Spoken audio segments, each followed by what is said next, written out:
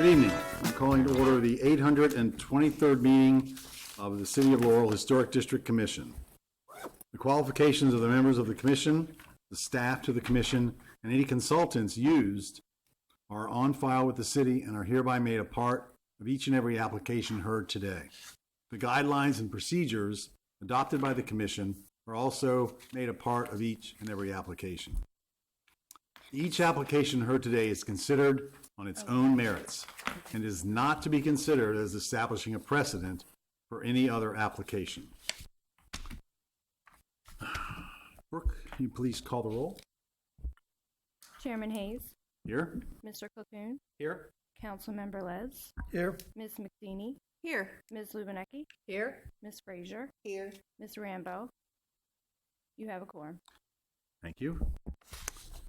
Agenda item number 2 is the approval of the minutes of the regular HDC meeting held on June 18th, 2019. You have a copy of that before you. I move we approve the minutes. I'll second that motion. We have a motion to approve the minutes from Ms. McSeany and a second by Mr. Clacoon. Ms. McSeany. Yes. Mr. Cocoon. Yes. Councilmember Les. Yes. Ms. Lubinecki. Yes. Ms. Frazier. Abstain. Chairman Hayes. Yes. Motion carries. Thank you. Agenda item number 3 is HDC 086-2019 for 901 Montgomery Street, submitted by Brian Cavey. We'll be constructing an addition to rear building, revised parking with restriping, new sidewalk, and landscaping, etc. Do we have a representative for 901? Thank you. Good evening, Mr. Chairman. Michelle LaRocque. I'm with the law firm of Myers, Rodbell, and Rosenbaum here tonight on behalf of the Asbestos Workers Union number 24. And Brian Cavey, who actually filed the application, is with us. He's the business manager for the union. Great, thank you very much. So, tell us about 901 Montgomery Street. Sounds good. So thank you very much for hearing our application tonight. First, I'd like to introduce our team because we do have a presentation for you. Okay. So we have Brian Cavey, who I mentioned before, also Tim Longfellow from Gutschek, Lindell, and Weber, our civil engineers, who is the author of our site and landscape plan, which we'll explain as well. And then also from the Alexander Design Studios, Charles Alexander, as well as Phyllis Cook. So first, we'd like to basically explain why we even have this application before you, and Brian will come up first. Okay, thank you.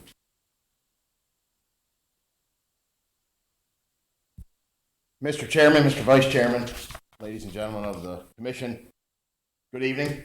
Thanks for hearing from us this evening.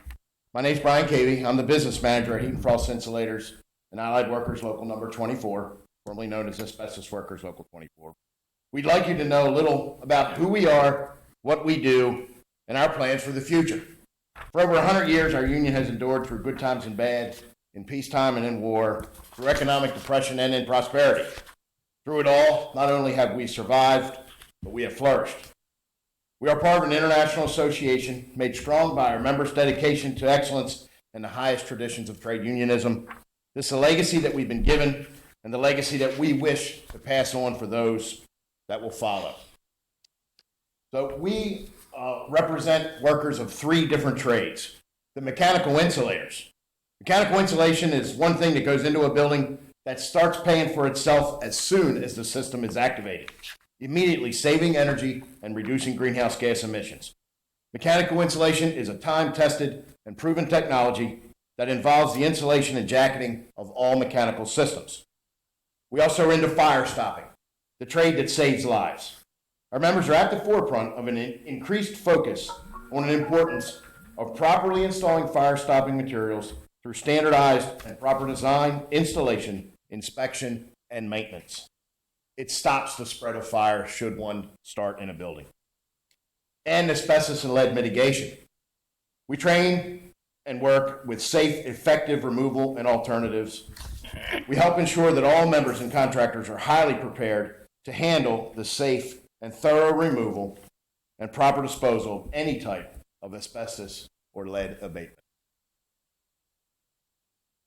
23 years ago, we purchased this property from the Laurel Volunteer Fire Company. We renovated it to fit our needs, and we moved into the facility in 1997. We had 50 apprentices and trainees at that time. Since then, we've grown to over 100 apprentices and trainees.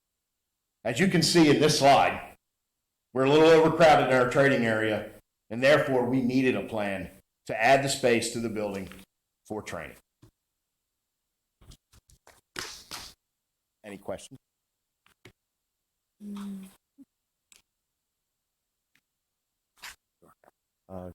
morning, Mr. Chairman and members of the commission. Tim Longfellow with Fitchick, Little and Weber at 3909 National Drive in Burtonsville, Maryland, 20866. We're the civil engineers on the project, and I guess we've been asked to walk you through just the existing conditions out there. This is a photo taken from the intersection of Montgomery and 9th Street, looking at the current front of the building. A couple things to note: you've got 6 parking spaces there in the front of the building, along with the entrance tucked off into the corner on the west side there. Notice a couple of trees in the front as well. This is the view from 9th Street side. Again, you can see to the front there, a little bit of landscaping and some of the existing parking that's accessing the building from 9th Street currently. And this is another picture from 9th Street that also shows the rear of the building, and again depicts some of the parking from 9th Street and then some of the parking lot that's to the rear of the building as well. And then this slide starts to get into some of the other images along the side that's on the west side of the building, shows some of the existing brick facade and some of the vegetation that's there currently. And then we've got a rendered landscape plan that will depict the site in its final configuration. From some of the existing photos, you can see that the site is mostly paved with parking and building in the rear of the site. Front of the site, there are a couple of trees on the Montgomery Street side. To the rear of the site, with part of the building expansion, we are also taking the opportunity to increase the landscape buffer to the residential uses to the north by removing some of the pavement that's there and providing some landscaping that right now just does not exist in that area. And there are also some existing areas to the northwest of the site, to the northwest of the building, corners of the parking lot that are currently paved, that we're going to remove that pavement and add some landscaping in there as well, to try to take advantage of any chance that we have on the site to kind of green it up a little bit. So, that's about it. Have any questions? I have a question. So how many parking spots do you think you'll lose by doing this extra landscape renovation? We're actually going to, I think, lose just one total space, and we actually have one more space than what's been required by the code. So most of the parking right now it's kind of inefficiently laid out because you've got 3 bays of parking and 2 drive aisles. So by actually, expanding the building, it's not losing a lot of efficiency because it's kind of inefficient now. Typically, you would want one drive aisle with 2 bays of parking on each side, and they actually have a bay of parking, a drive aisle, a center bay of parking, a drive aisle, and then another bay. So they're going to add a few spaces along the 9th Street side, and Public Works has supported that. So yeah, we'll be actually in pretty good shape. What do you mean they're going to add a few? Meaning they're going to add on the street parking?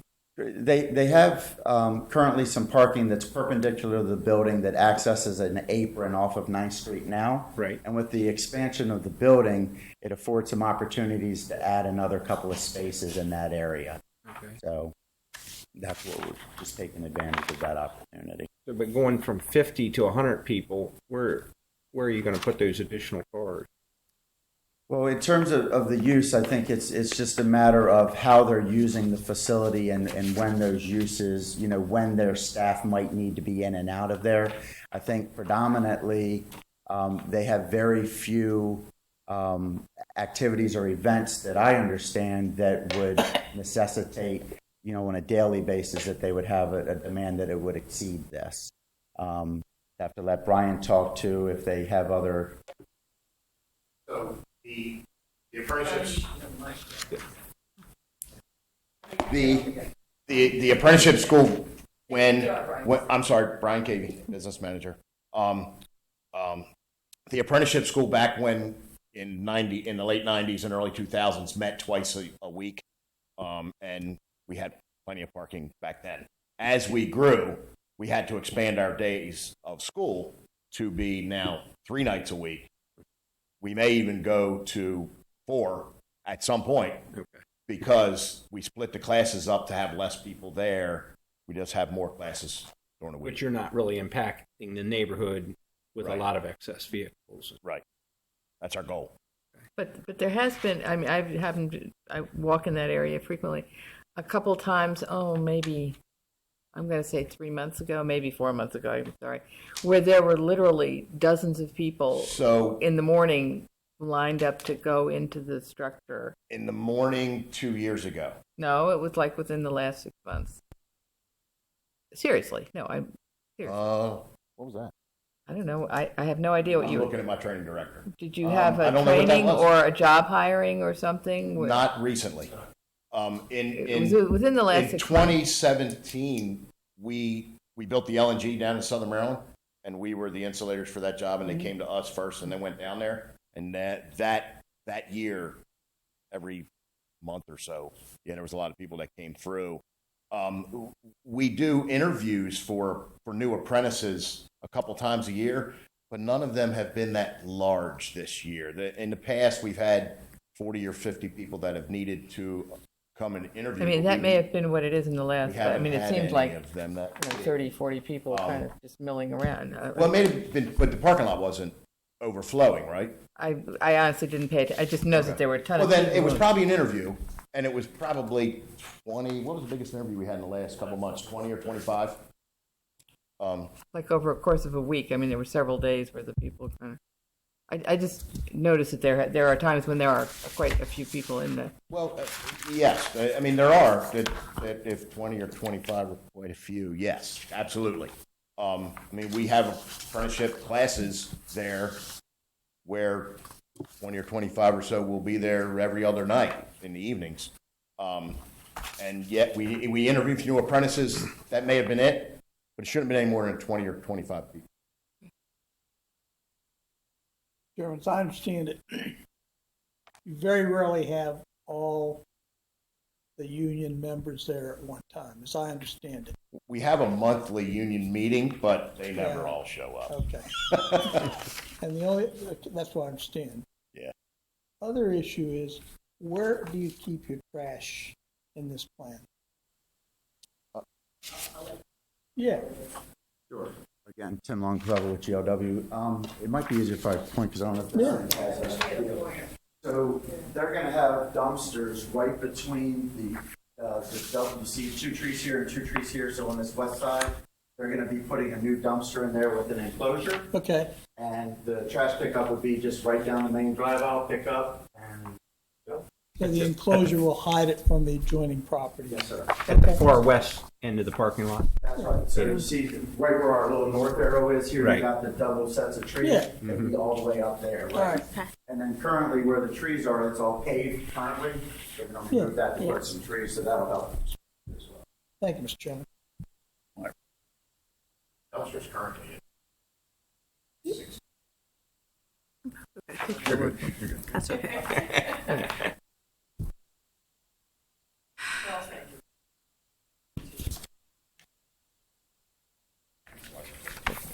Hi, I'm Charles Alexander, the architect, one of the architects for the project.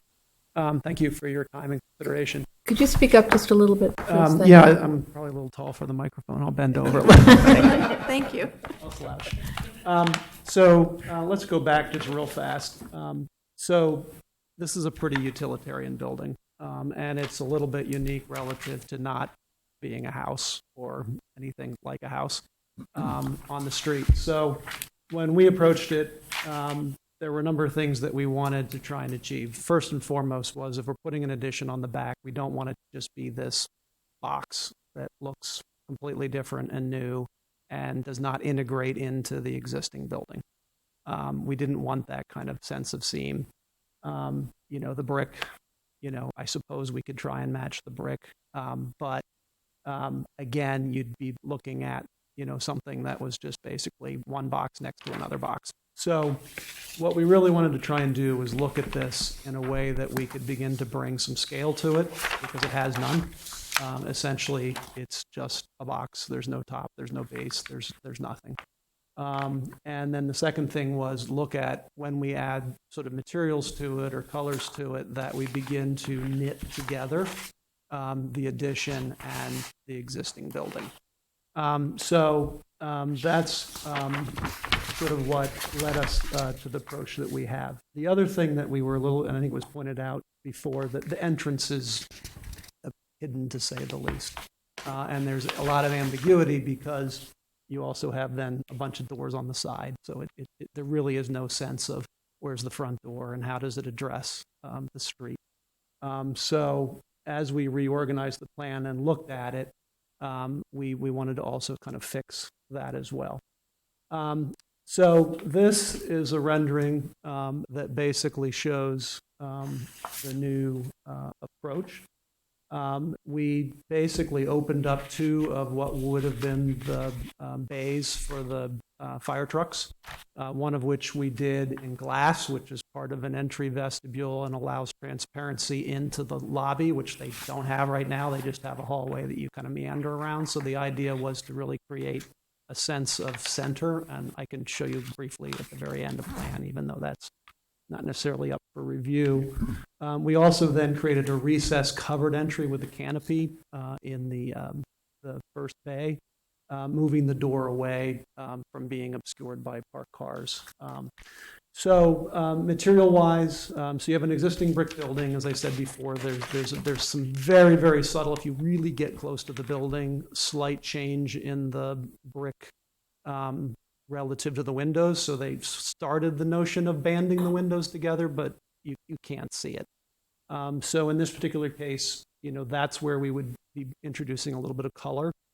I know your rules generally frown upon painting masonry, but in this particular case, it was a way of taking what are very kind of punched windows and beginning to unite them into a story, a band on the second floor. We also then added siding, which would be basically cladding that would be put on over the brick, and that sort of brings in the idea of the top, and then that also really begins to relate to the addition itself. The last thing we did was we introduced the veneered masonry, which allows us to, again, give the building what it doesn't have right now, which is a base. The brick just currently runs right down into the asphalt, the same color brick. And that base then is allowed to, again, unite or bring together, tie together the addition to the building. Here is the view from the 9th Street side. Here you can see the masonry base kind of coming around the new addition, lapping over and under the windows of the existing building. And then again, the horizontal siding, which basically wraps around the new addition, but then also runs around the top of the existing building as well to kind of bring that materiality together. The interior, what you sort of see is sort of truth in advertising relative to the windows on the parking lot side. You have 3 classrooms on the lower level, and then the way that the upstairs is used, that's their laboratory. So the wall space is critical for everyone sort of works against the wall doing practice, installation, everything like that. But we wanted to make sure we had plenty of natural light coming into the project. So that's where you get the kind of clear story window that wraps around and provides the natural lighting. The other thing that we were able to achieve with the cladding, and particularly in the addition, is the parapet. We went and modeled every last one of the mechanical units that are going to be on this building, and they are in the model. And I brought, if you want another exhibit, I have a 3D looking from above to prove that they're in the model. But they're in all of these views. You just cannot see them relative to your vantage points moving around the project. But the newer ones on the addition would be in a position where they could theoretically be seen. So that's why you see the extension of the parapet relative to the addition. The addition also has a slightly higher ceiling, and that again is to facilitate the operations that are going on to actually, believe it or not, train people on step ladders. And so that's where we're using the extra height in the rear. This facade we can barely get to. You could see we couldn't even really photograph it. You saw it in piecemeal. Mm-hmm. This is the western side. This is where the tower for the firehouse was located. So we're too close to the property line for any windows legally. So we have none in the addition, although there are windows in the existing building that were put on that property line side. So there's very limited work occurring in this particular side. This is a detail of the entry canopy and the entry, so the recessed entry and the glass vestibule that leads in to the project. Signage is something that we're in the process. We know we're pulling a separate sign permit. There was a desire to really kind of communicate, the usage, who they are. I'm very proud of the history of the organization. There's a combination of basically horizontal siding that faces primary facade, and then a sort of smaller blade sign on 9th Street side, which is what you see. And then with that, also the addition of the logo itself. And this is basically a board representing the materials.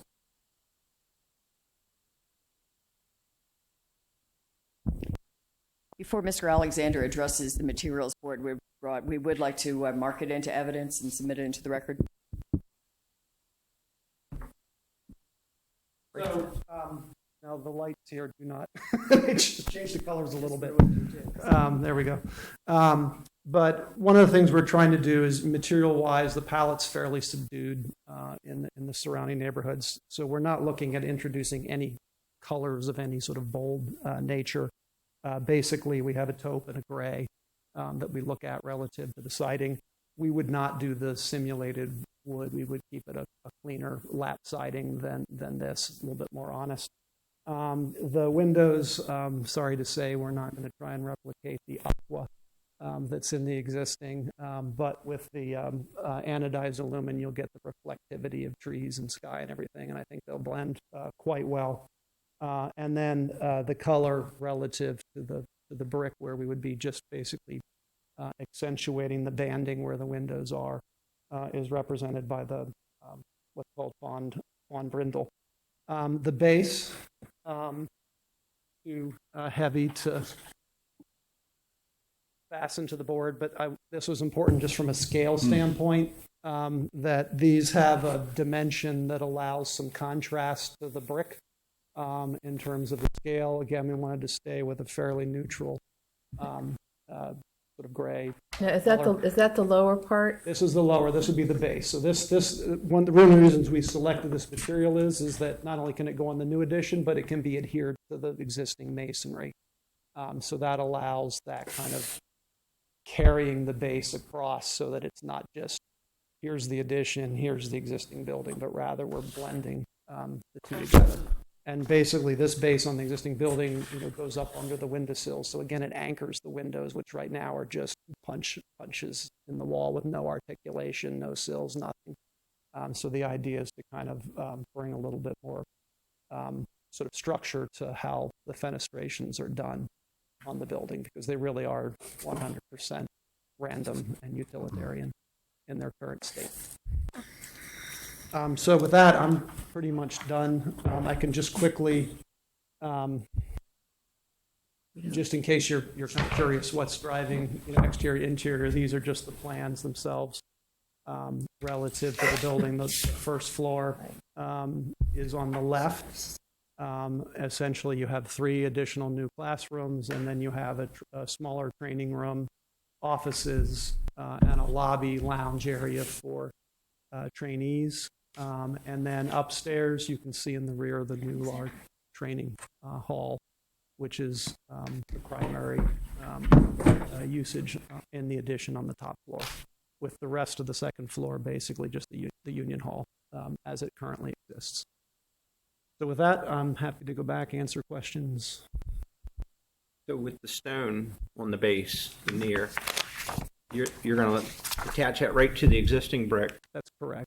so it's going to protrude. It will, yes, and it comes with a cap stone, so Okay. there would be a uniform cap that would act as the sill that would run along where the windows are. Yeah, that's made by the same company. I don't have a sample of that. Okay. Essentially, It will be capped. It's not the same height profile of the larger blocks. Right. It's basically like a water table cap piece, and that serves as a top transition. And that would occur both in the new and the old. Basically, anytime we have a horizontal transition, we would use that. Let me just, I know that this property is already mostly impervious as it exists. Are we doing anything to capture any of the rainwater on site before we let it out to the stormwater? So that is a civil engineering question, and I will yield the microphone. I know we're trying to improve whatever we can, so we can decrease the amount of all stuff going to the Hudson River. Again, Tim Longfellow. The project actually qualifies for an exemption from the Prince George's County Stormwater Management regs because the disturbed area is actually going to be below 5,000 square feet. So to answer your question, what is this site doing to benefit? It's actually reducing the amount of impervious area on the site, but it's not, at this time, we're not proposing to add any stormwater management features that would treat. I knew it was going to get a waiver when I asked the question. Your attorney knew that. Yes, she did. Okay, but let me just suggest this. I spent a lot of time down in Georgia. And one of the things I noticed when they go back and do renovation of existing properties, especially if they're trying to add some green space, they go ahead and try and capture some of the water on site, they can throw it back on that green space. And I know things are expensive, but this could be, it might not be as expensive as we think it might be. More important, it could be a demonstration of how to improve what we're doing with the river and the environment. So I'll just suggest that. But I did already have the answer, by the way. I knew what the answer was. Thank you. I do want to bring Michelle LaRocca again. I would like to bring Phyllis Cook up, though, because I think you do raise a good point, in terms of energy efficiency, what are we doing with the building? And Phyllis does have an analysis for you, so I think let's add that to the record. Great.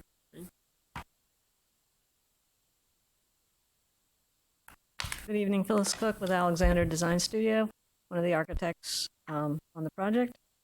So, although this building is not to be LEED certified and is not required to comply with the Green Building Code, we have tried, as we do with all our buildings, we try to be as energy efficient as possible. And so there are certain features of this building that would lend themselves to LEED certification if that were a requirement.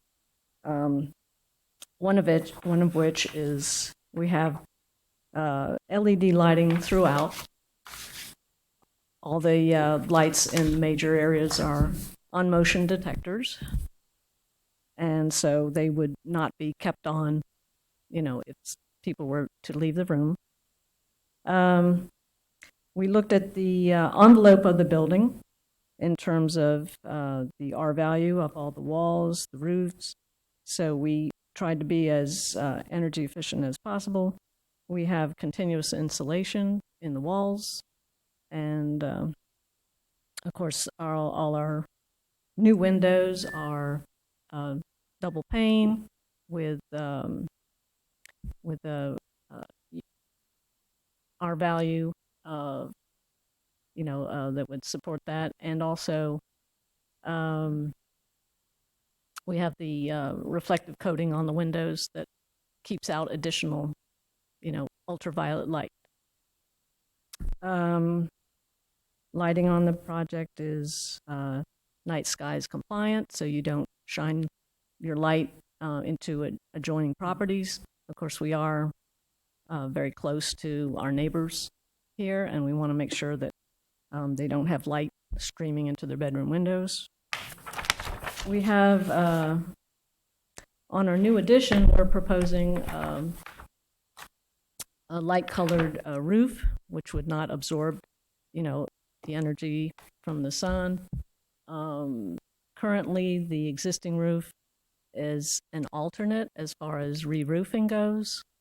So if we were to re-roof, we would also, incorporate that into the project. All of our mechanical equipment, which is due to be replaced because it has reached its useful life. In fact, some of the units are kind of operating on belts and suspenders right now. All of the new equipment will be energy efficient, and of course, the most energy efficient, but what you can achieve on the market today without spending twice as much money as you would normally spend. We're having a few things that have been added to the project. We didn't mention that there's an elevator on the job, but that's being added because we didn't have ADA accessibility. So that doesn't exactly address LEED requirements, but it is a feature of the building that was needed, particularly for individuals who have trouble, going to the meeting room upstairs. We have added a shower to the project, which is actually part of the Green Building Code now for certain size buildings. And so if people were to, let's say, ride their bike to the project, they could take a shower if they needed to. All of the new appliances for the job, we have not many, but a couple refrigerators and microwave, that type of thing. They'll all be Energy Star appliances. So that's some of the things that we're doing, and that's about it. Thank you. Well, Thank you. Mr. Chair. Mm-hmm. As you know, we are actually the Historic District Commission. And the word, unfortunately, that I have not heard in this entire presentation is how does this blend into the historic district and the historic houses that are surrounding this structure? I mean, a lot of the work you're doing is very interesting and worthwhile. However, when I look particularly at the back windows of this structure, it's very contemporary and it would go well in a modern industrial park. But when I'm looking at the houses, this is actually called Yellow Row that your building is right next to, and now you're going to add like a whole new facade of windows and things to that. I mean, originally you had the structure you had to deal with. I understand that. And in fact, I was on the HDC, I think, when you did the first renovation back in 96, 97. And I remember liking those little things that you put on. However, when I look at this is a very contemporary looking addition on it. And yet I know from additions and new buildings that have been done in that area, the engineering people across the street who took an older building that was the fire department before you were the fire department and brought it back to a very usable space, but it really evoked the original look of the building. Right down the street from you, Pilati built its new, I guess they call it, what do they call it, Mike, the community center? Mike? Oh, you mean the Kiesler The Center? Kiesler Center, That was yes. the church, yeah. That actually evokes the old mill building.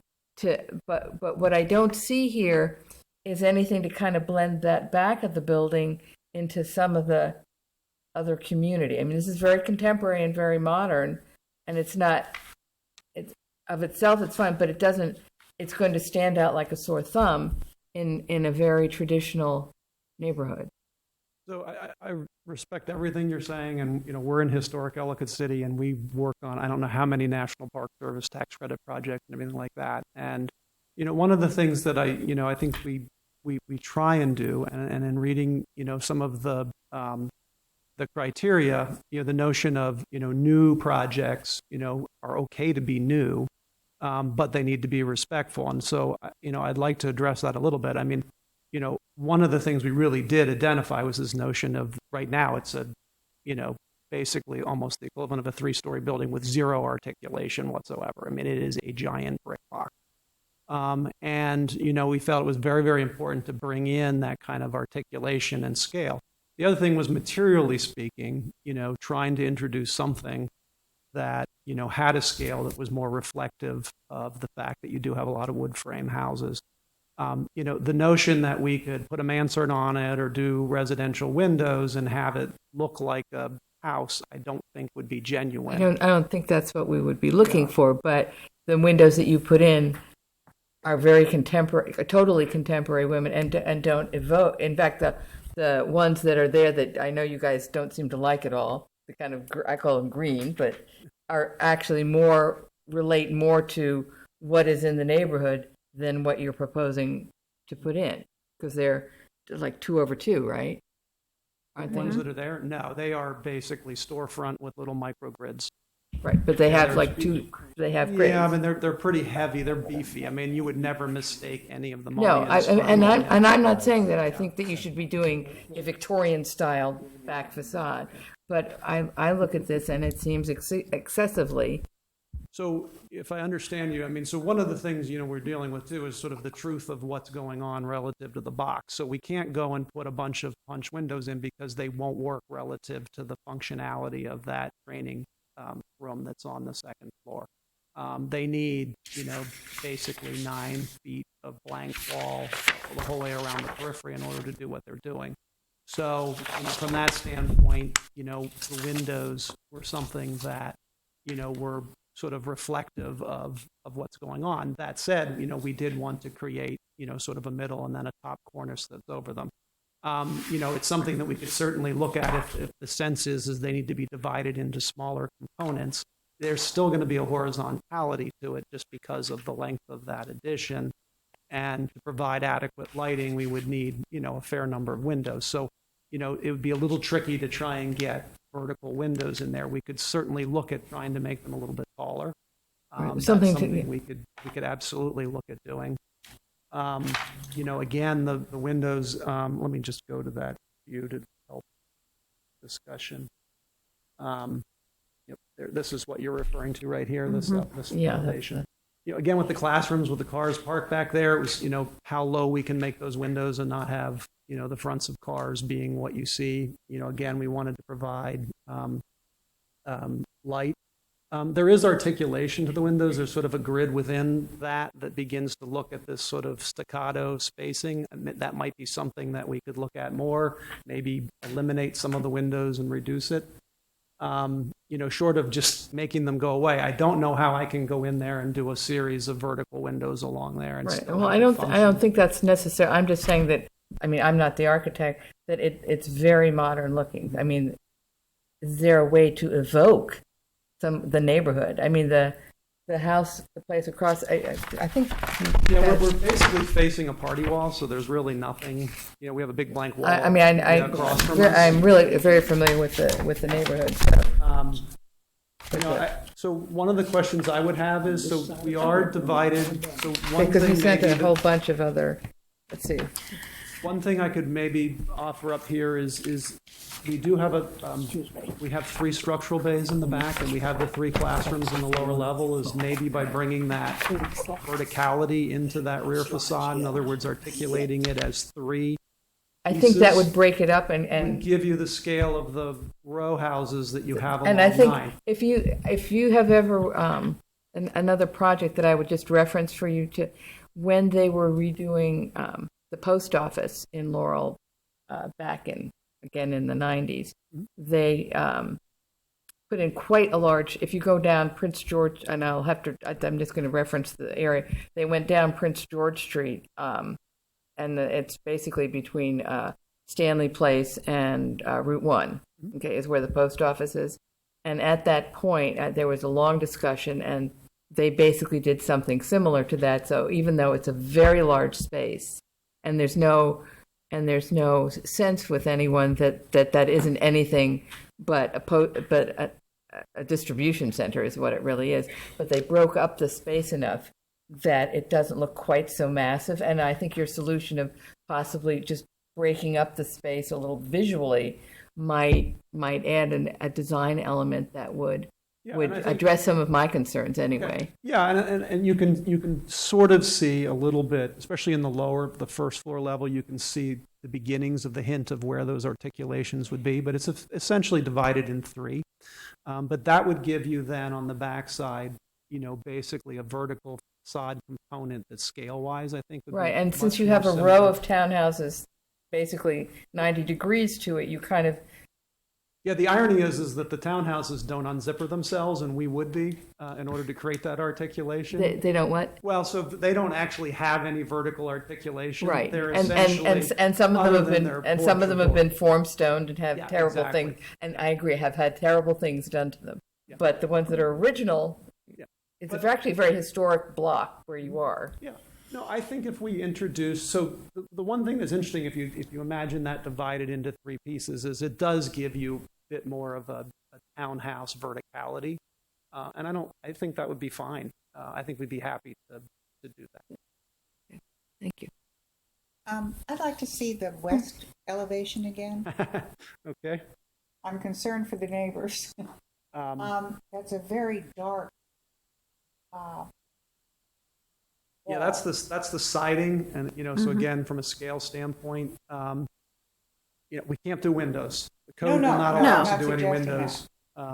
So this may be something where the same thing we're talking about, that if we kind of thought of this as sort of the sidewall of the last townhouse, so maybe it actually, the irony would be that it may be more of the upper color and less of the darker color. So it's a little bit weird to say this, but it may be better to be more blank than the way it is now. And I think that's fair. Yeah, I mean, this is, to be honest with you, this was not a facade on which, because access is so difficult, that we had spent a lot of energy on, but I concur. I think that would be a good approach. And the brick tower is the old hose tower, That correct? is the hose tower. That is correct, and that stays. Right. Yeah, the only thing that comes off are those block additions. On the earlier photo. Where's the elevator? Doesn't pertain to us, but I was just curious, in the addition or the existing? It's actually in the existing because organizationally, it put it where it needed to be in terms of not in the middle of the. We really needed the clean, open space of the second floor. It basically creates, you can see on the second floor, it gives us a stair elevator lobby that's like a real gathering point prior to entering the hall. So right now, the project as it exists, first floor is a little bit of a maze. Second floor, you just arrive and it's all one thing. So now we can't do that because we have multiple uses going on the upper floor. So that's where the creation of kind of the upper lobby. It also allowed us to get the bathrooms out of the meeting hall and into their own, kind of lobby space. So it fixed. Do we have a date on when the fire department was built? The building, It's on the building. the building has a date on it. Has a cornerstone? Has a cornerstone. Okay. Right. The cornerstone apparently is 1954. Okay. I can say I was driving on Milford Mill Road, and I realized as I passed a fire station that I knew exactly who did it based on this one because it was identical. Oh, wow. Yeah, I mean, we had Different shape, but the same windows, same brick, same everything. Huh. Okay. It's utilitarian, let's be fair. Mr. Chairman, the applicants indicated they're willing to relook at some of the articulation of this building. We don't have another meeting until September. Could we possibly, if we do in fact table this, could we have a meeting in August? I'm sure time, yeah, they're time sensitive on this project. That'd just be my suggestion. That would allow them to come back with something that would address Ms. Lubinecki's. Yeah, maybe more of a city scheduling thing. I have a suggestion, if possibly you could consider it. Possibly if we had a condition of approval as to what changes you wanted, we could submit those to staff and then have them circulated to you and come back if you needed additional information or if it didn't meet your needs. Yeah, meeting. So, I can't answer whether we can have a meeting right now in August. Okay. Like I said, I can't make that guarantee. Sure. Okay. But that's adequate. We don't Let us design it, submit it, and we can submit it to your staff as our fulfillment of the conditions of approval tonight. And obviously, that's subject to your review. And if we have to come back, if you find it's not satisfactory, then we'll come back. But I think that might be a way of, I think, Charles, it sounds like Charles I feel understands you were sufficiently clear. I understand exactly what your concerns are, so I think. So that might be a way of us just designing it, submitting it, having it reviewed by staff for conformance, also have it circulated to you all. And if it's not found in conformance, then we have to come back. Okay. I think there's going to be further discussion, though. Right, we have other elements of I'm this. sure that's true. There's one other thing I should say, too, just for the record, which is in terms of the findings, recommendations, and conclusions of the report that was put forward, we are in agreement with it. But obviously, if there are any conditions you'd like to add, we're more than happy pursuant to the discussion tonight. Great. I think we still have signage. We still have signage. Does the signage meet the size requirement?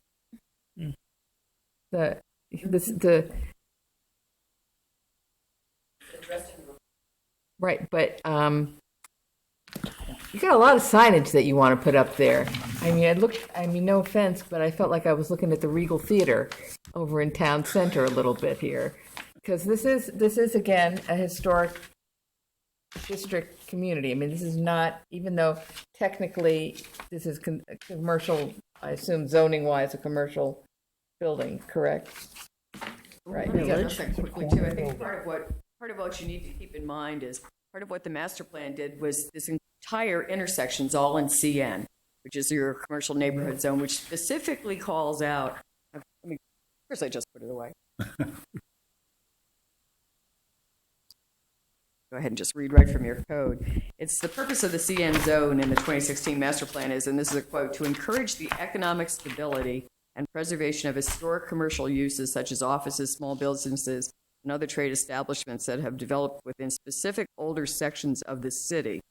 And then also part of what it speaks about just within your historic district's plan requirements is that it asks in section 20-26-8, it talks about, and the language is in terms of additions to existing structures, it says, the addition should respect the existing building materials and generally should remain distinct from the original structure and have its own design integrity.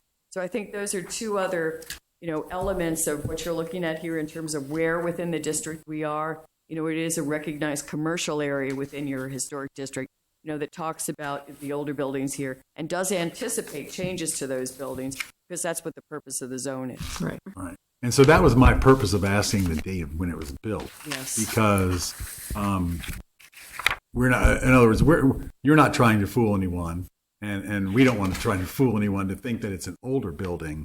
So Exactly. I think, but I think it would be nice to have a different articulation that would make it distinctive from the original firehouse part.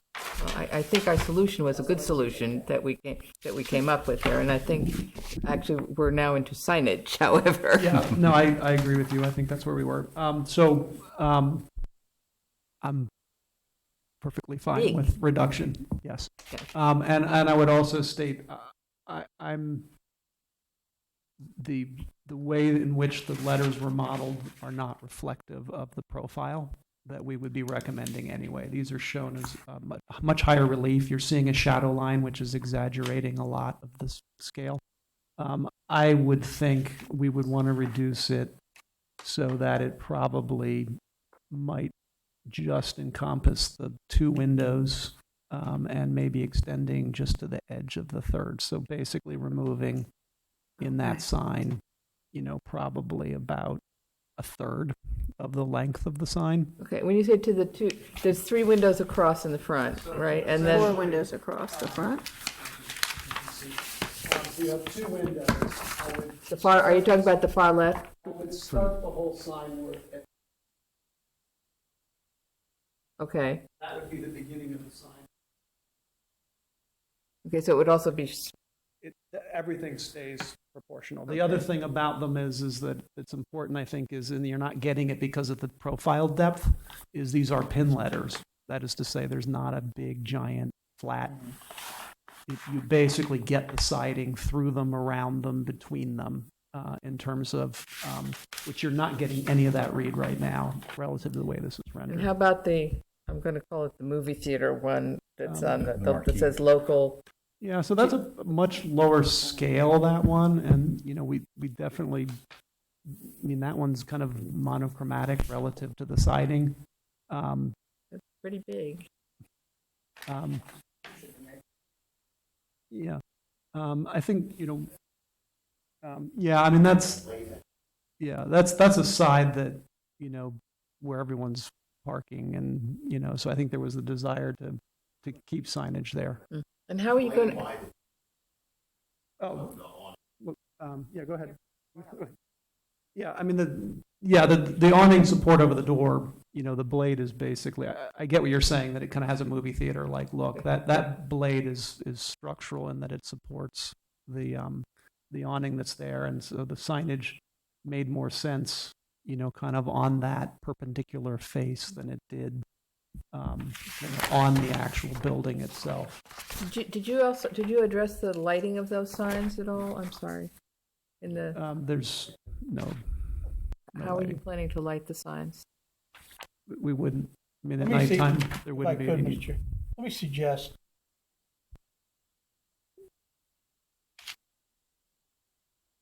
This is a business we're proud of in town. I'm sorry, what?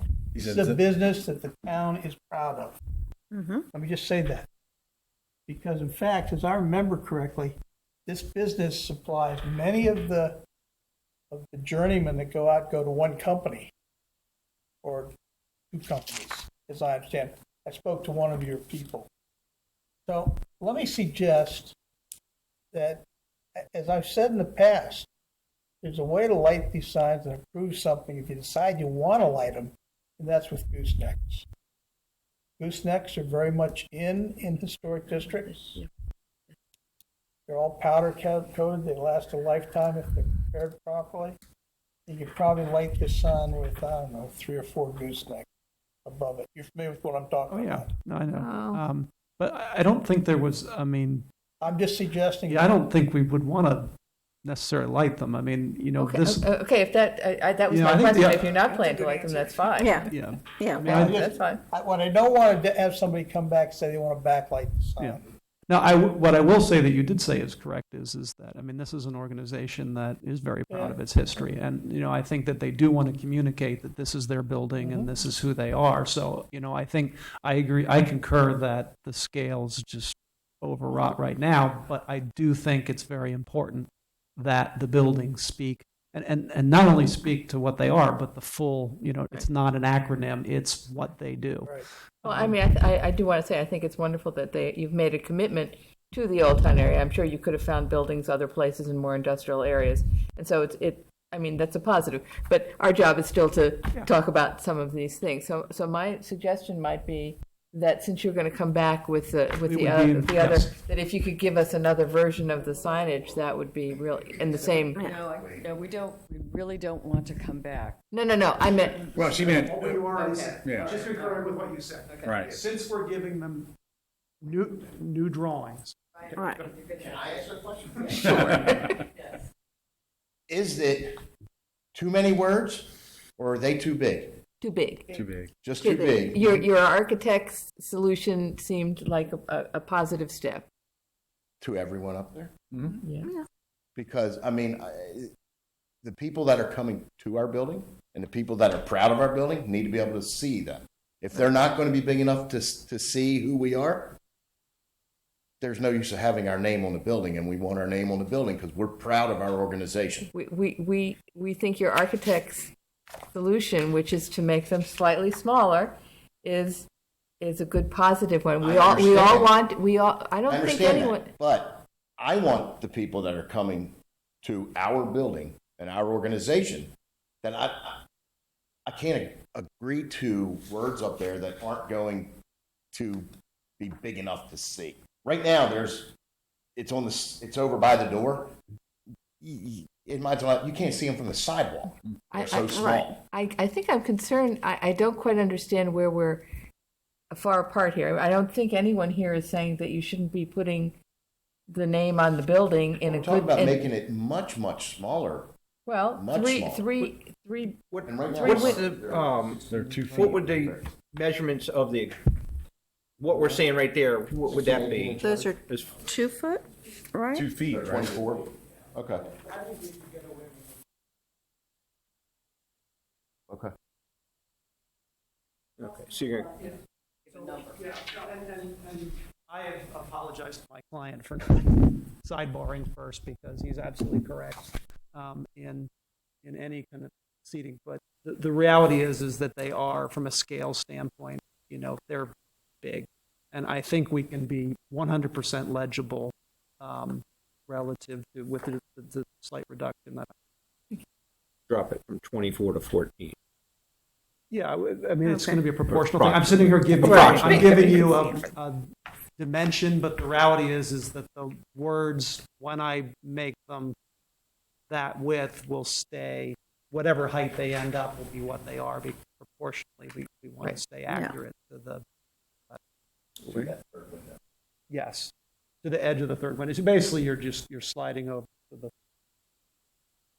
so they will still be substantial.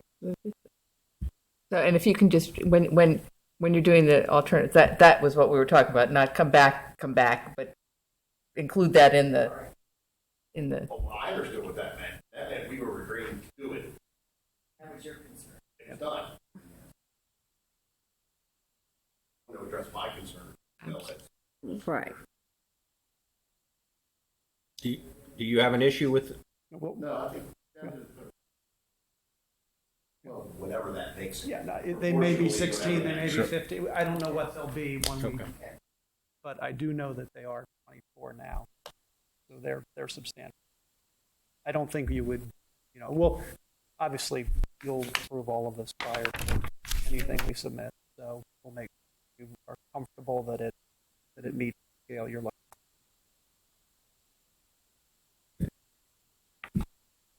And no directional lighting on either sign, the front sign or the side sign. No, the address is on the canopy, so that gives us our door location. Mm-hmm. And the only other little concern I have with the trees on the corner, Yeah, you would I pick wouldn't read a rendering as what a tree looks like. Those trees are there. my concern Yeah. that you don't have something there that's going to be so dense that it will be a traffic hazard. Trees are there now. Oh, they're there now. Yeah. Yeah, they're there now. But One is are you going dead. to keep those or? Okay. Yeah, Tim Longfellow again. The trees are existing currently. The one of the two at the intersection, I believe, is dead. Yes. So we're looking to replace it. Mm-hmm. And yeah, Okay. But my concern was that you wouldn't put something there that would be so dense that would cause a traffic problem if you were making coming out of 9th Street.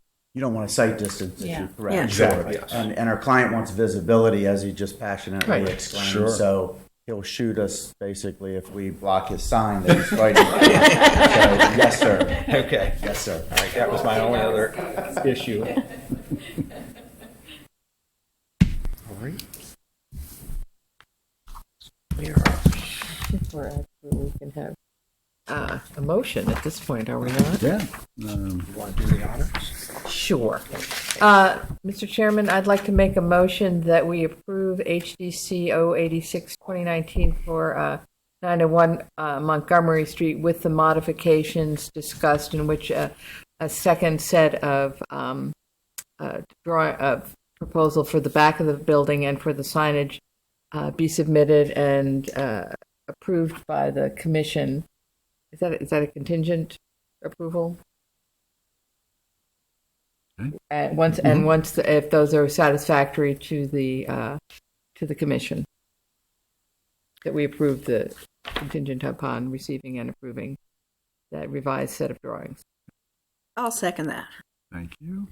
Brooke, we have a motion to approve, contingently approve, from Ms. Lubinecki, and a second from Ms. Mixine.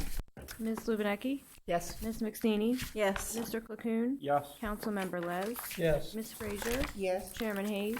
Yes, Motion carries. thank you. And thank you for, Thank you this is a for- really nice presentation. I Yes. wish a lot of other people would present something like this to us, and it would make, it's long, but it certainly was very detailed. We appreciate it. Thank you very much for your time and consideration tonight. We appreciate it. Thank you. Have a good evening. Your samples. Oh, yeah. And here too. Actually, do I need to keep those with you? Because I want to make sure those were entered into the record, but we should take them home. Yeah, you should. Yes. Thank you very much. Okay. Thank you for bearing with us. Agenda item number 4, HDC 094-2019 for 400 Prince George Street, submitted by Robert Katz and Barbara Cohl. Request to replace current driveway 9 feet by 76 feet from 2 strips to solid concrete pad. Please do. And identify yourselves. Chairman, members of the Commission, I'm Robert Katz. This is my wife, Barbara Cohl. Good evening. So, explain further about your proposal here. Right now, we have 2 strips for our driveway which are really in need of repair. So we've spoken to a company, and we're going to have a solid pad put down to make it easier to get in and out of our driveway, keep it clean, things of that. Current driveway. Well, our house is it's all cracked, it's wavy, and we fall off it off. Create a lot of mud in our driveway.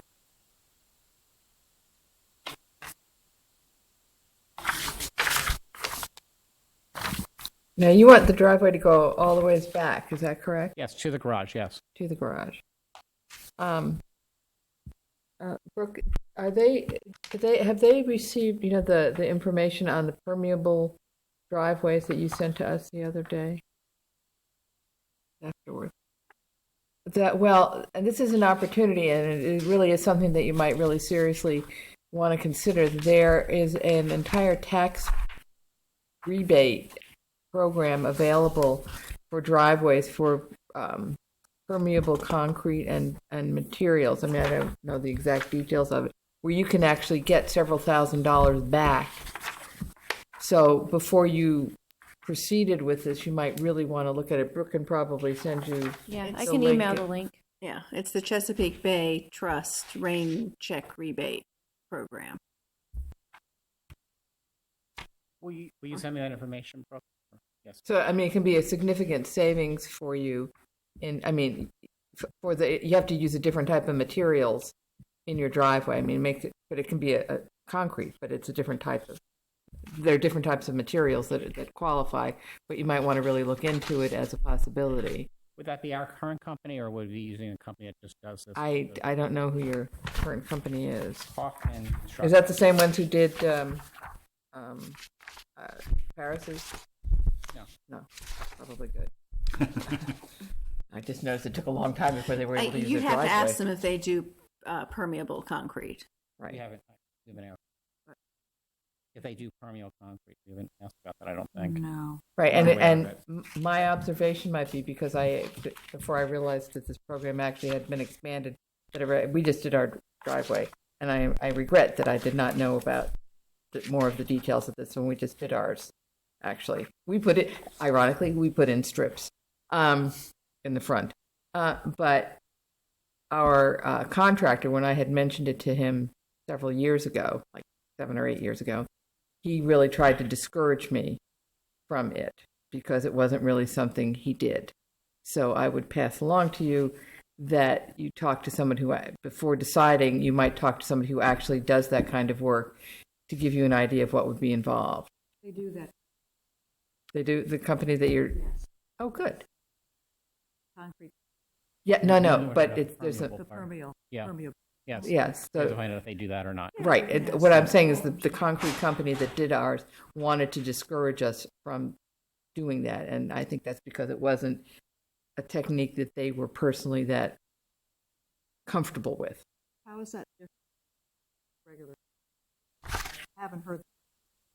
Permeable? It's in the materials. I'm sorry. Yeah, so the water will percolate through the concrete instead of just running off. Oh, really? Yes. We had a long conversation with them about, it was very detailed, and we were pretty impressed Okay. by their view of how to arrange drainage so there isn't, so we won't have puddles. Mm-hmm. Everything transferred to parts of our yard where the water would belong. Mm-hmm.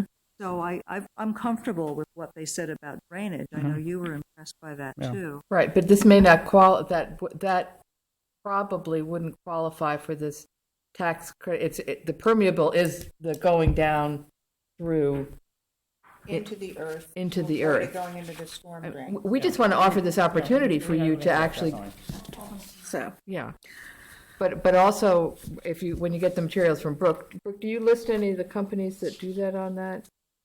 They're not allowed. No, so you'd probably have to call, because I almost did this about 6 or 7 years ago. The Chesapeake Foundation that operates, and that'll be in the link that Brooke sends you, that operates the program, and they can probably tell you some companies that actually they know do the work. I think they're allowed to do that. Great. That sounds wonderful. Thank you. Yeah. Okay. This proposed pad's not on your property. No, that was just a sample down. That's actually across the street from me. Okay. And that's actually not a full-length driveway. That actually goes to the front of their house. I think you're right, yes. They came before us not too long ago, so yeah. But that's the style that you're going to propose. That would be flat, actually. You're gonna have are you gonna have it flat or are you gonna have the stamping? Flat. No. I don't understand for many reasons. A couple of major reasons. We have a lot of trees in our driveway, and all of the debris from those trees will settle into those little crevices. That'll make it look pretty dirty, and I'm also thinking about when we shovel snow, and Bob and I are usually the ones out there, and the little snow and ice will settle into those little crevices. Rather not have that either because it would be slippery. So for those two big reasons, I don't know if you know our property, but we have a huge magnolia tree in our driveway, and it just snows. All leaves, the debris from the flowers, and we'd be having to clean out those little crevices sometimes. Rather have flat, clean, that looks fresh, and we can maintain. okay. As we've learned, Bob did some research that stamped concrete came about in the 50s or 70s? In the 50s, yeah, 1950s. After our house was In 1920. So it's not exactly close Right. way to do it. What is this picture in the presentation for? So they just want to show you what it would be like in terms of taking up the space. When I submitted the application, I was asked to get a picture of another driveway that had been done, so I just took that. Oh, What is the pad in the back? How do you get to it? What pad in the back? Pad not seen from street. yeah. Oh, that's a different project we have a permit for already. That's in the backyard. We're having a pad put in and some grass, some artificial grass put in. And then we have a permit, it's permit number 201-91255.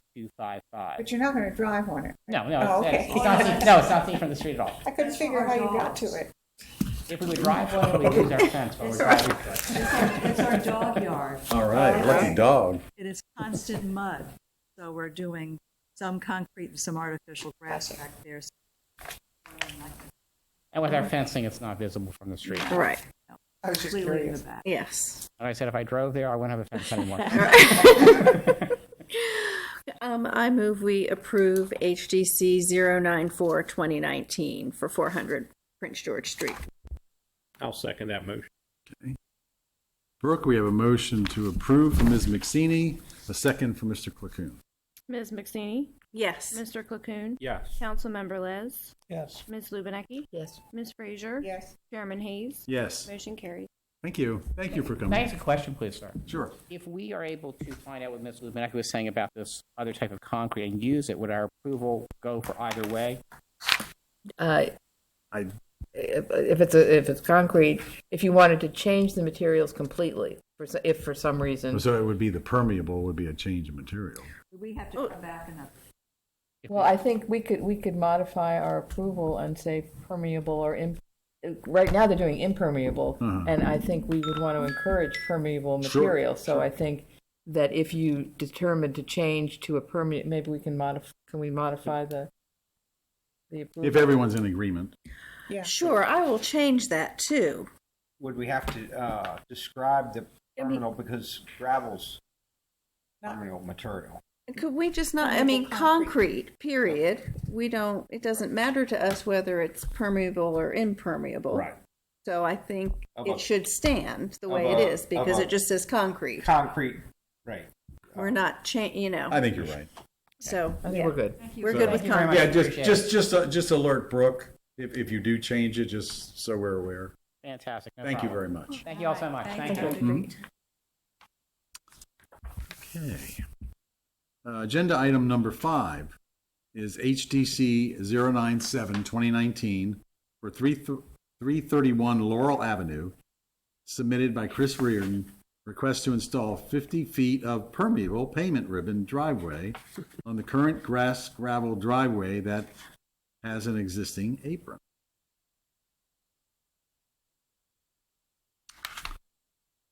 Don't believe they are here. No one signed in for them.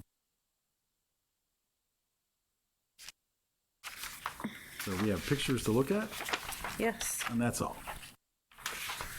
Okay, this is. but they're going from grass to permeable. Right, and they're doing a strip. So is this, This is like Yes. a grass strip. yeah. But is this, the picture of the gas permeable, is that what it looks like, or one version of the permeable? Well, this is a different type. This is not. This is a permeable material because it's like there. It's like they a have over lattice. on Green Right, Park. it's- They have that. Have you ever been around the Yes. lakefront? I haven't seen this. Pretty expensive material, and So no, this is not permeable concrete. No, This is but just. this might also qualify for the tax credit for all we know. I mean, I don't Yes. know the details. I think again they should be sent the information on the. They have it, and that's why they're doing this. Oh, did they? Oh. Okay, so they're doing something specifically. So this is the kind of thing we actually I think want to encourage Sure. homeowners to do. So Right. right. So I move. Go ahead. We have more discussion, I think. Oh, no, I was going to move. I Oh, think we okay, were I'm gonna- sorry. Go, Either Margie. way. I move we approve HDC 097-2019 for a permeable placement ribbon driveway at 331 Laurel Avenue. I second. Okay. Brooke, we have a motion to approve from Ms. McSeany, a second from Ms. Lubinecki. Ms. McSteamy, Yes. Ms. Lubinecki, Yes. Mr. Clacoon, yes. Councilmember Les, Yes. Ms. Frazier, Yes. Chairman Hayes, Yes. motion carries. Okay, thank you very much, guys. Agenda item number 6 is HDC 098-2019 for 35 4th Street, submitted by Jimmy Chun, Ping and Lee Construction, contractor for the owner. Request to replace windows from white wood, 2/2 grids, to white vinyl, no grids. Some window sizes will change.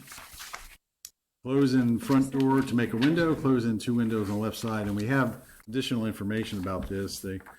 The purpose is to retroactively replace 11 front and side windows, replace the front door with a window, and remove 2 windows and close in on the left side of the house. Do we have anybody representing? Please step forward and identify yourself. Yes, good evening. My name is Lan Yin. I'm the partner at Ideal House LLC, which is the owner of. Okay.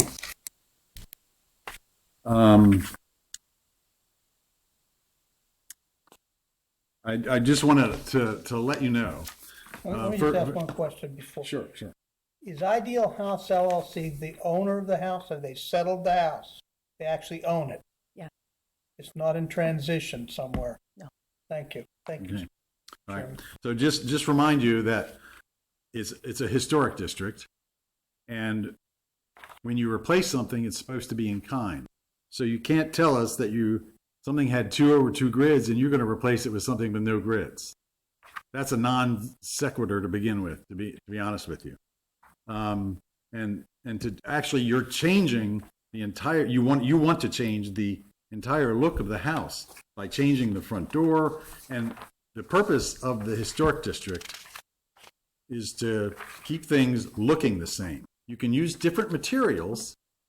Modern materials are fine, but changing the actual look of it and actually stating that you're going to change it is not going to get you anywhere in the historic district before us. So from there, I encourage you to say something about that, but the part that bothers me is the retroactively. That means that work has already been done. Yeah, our contractor started work without realizing it's actually within the historic district. How is that possible? Because if they came here to get the permits to do the work, they would have told them they were in the historic district. That part I didn't know. They did get all the permits actually for like the building permits and mechanics, the electric permit. But they said that they weren't alerted it is. So once they figured out. Not correct. Ma'am, that's not correct. Mm. This department tells everybody when they come in to get a permit in the historic district, they're in the historic district. And it's unfortunate that construction companies, because time is money, they just continue to do what they want to do. Just saying. Okay. So they weren't alerted is not a good way to start this. Yes, Robert. The windows actually weren't included on their permit. They actually were issued they were issued a stop work order. But they were told they were in the historic district. Is that correct? Yes, once they. Yeah. So is it still under a stop work? Yeah, so they have stop work. That's what they told me. So we told them to definitely not start until we sort this out. So I do agree. So for the windows, can I answer earlier your question about changing the how it looks? Okay, so the windows they don't have, the ones they've ordered, they don't have the grid, but for the most part, they look similar. They're also, white vinyl windows, but not the wood windows. Material is okay. So. Okay. It's the fact that it's not 2 over 2. We need the same style. We're looking more for the same style, the look. Are all the sizes the same? The sizes are a little bit different. Well, that's a big concern. That's That's a huge concern for us. Okay, so the sizes have to be exactly the same? Yes. Yes.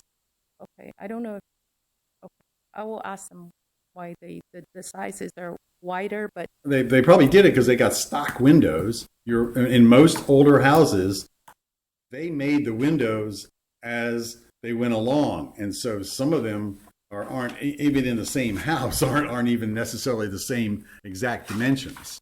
So pretty much in older houses built late 19th century, early 20th century, have to be custom made, and it's more costly, and that's why people try and do this, because they want to put a stock window in because it's less expensive.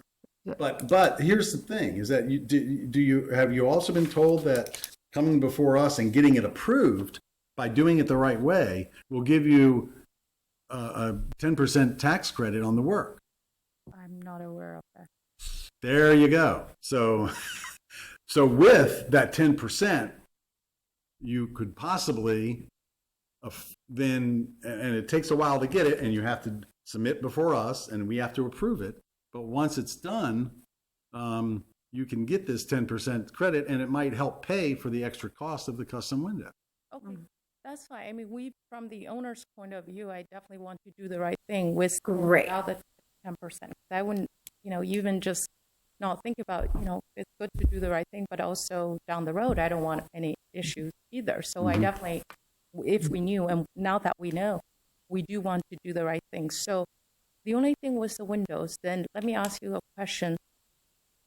Right now, the windows are almost all the way to the ground. Right. That's what makes That's a style. That's what makes them historic. Okay. Is there any way, which is a little bit, I think, kind of dangerous if you have little kids from the inside? Is there any way to mitigate? I'm sorry. Many of us own older homes, and people throughout our neighborhood with small children have the tall windows, and the safety of the window has never been a concern. So no. And in fact, changing, unfortunately, where we're concerned about the grids and absolutely want them to be back, I would say if the grids are a 6 in a scale of things we worry about, the size of the windows is a 10, because that changes the whole look of the entire structure and pretty much permanently. Now, the window that goes to the ground, is that the one on the front porch, just one? The ones on the bottom, there are 2 of them. Right. One is the door, one's the window. Yes. They have plastic they have black plastic in them right at the moment. You have plastic in the windows at the moment. First I think. floor or second floor? First floor. On the porch. Okay. First floor. Yes. On the porch. And then the second floor, they're a little bit higher, maybe just 6 inches higher from the floor compared to the first one. So they're also relatively low to the ground. That's actually considered the historic charm of the house. Yes. Okay. Another thing is, so I understand that. I looked at the house to the left and a house to the right. Both of those don't have similar windows. Okay, can I you may not have been here when we started the meeting. Part of what I read to open this meeting. Each application heard today is considered on its own merits and is not to be considered as establishing a precedent for any other application. That means those houses were considered on their merit or not. I don't know when the work was done. It may have been pre-historic district. I don't know. But each house is considered on its own merit. You cannot use another house as a precedent setting. You can't say, oh, they have it, so I want to get it. No, I wasn't saying. I was just wondering. Then maybe there's another style or something alternative or something that we could use. So that's why the issue becomes if your house is style X, unless the house next door is truly the exact same house, it really won't apply. In addition to what Chairman Hayes said about we don't judge, and his point about it's if there are windows that don't match in the house next door, it's highly likely that some of that work was done before the historic district was created, and we would not have approved it had they come before us. And I know this is a challenge if you haven't been aware, and if on the front of it you look and say, wow, those windows seem big, but that's what will actually add the value to your house in the future as it's brought back as it stays as its original and brought back because you have newer materials in its original condition. Okay. And in terms of the front door, then it has to stay as it because it's a small house and it has 3 doors, exterior doors. Well, I think, a window that was appropriately sized and styled to be. I would be concerned to say that you can't turn a door into a window. There are 2 windows on the porch. Right. If both of them conform to the original style of the one on the left, I wouldn't have a problem. Right. I mean, if you change the door to a window, you need to make it proportionally to the two front windows then, It has wouldn't to it? look the same as the front. Right, but I think it's not as, I don't think it's as wide as, I'm not sure if a window of the exact, it's hard to. It'd be pretty close. We don't have any pictures of the front of the house. Or... Yeah, there were. I've got a picture of one. Actually, one is a door, one is a window. Where's So if the- I make Right. the door exactly like the other window, That'd would be perfect. Okay. Yeah. I get it. All right. Then the last one about closing the two windows on the side. Is there a way to? So which two windows? Because we only have. Yeah. Are you talking about the side, like where it's like a little addition, and then there's a, which window are we? That was not clear. Which? I have this picture when you're facing it on the left side. Sure, Yeah, come please. on up, please.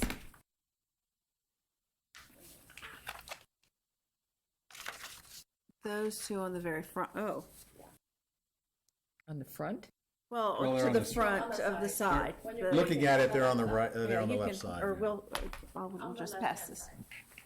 The ones, she's got X's on them. Why are we closing those windows? Because from inside this house, it's kind of functional obsolete. The inside, I mean, They're all like, all the old houses are like that. Because they used cross breezes and things Okay, like that. that's They why didn't all have those air win- conditioning. That's why all the windows are in the house, and that's what gave it its charm.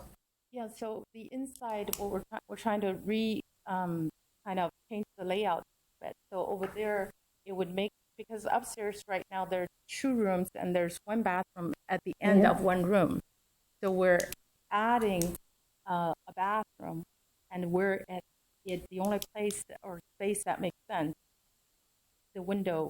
I have a window in my bathroom, in my shower, because of that reason.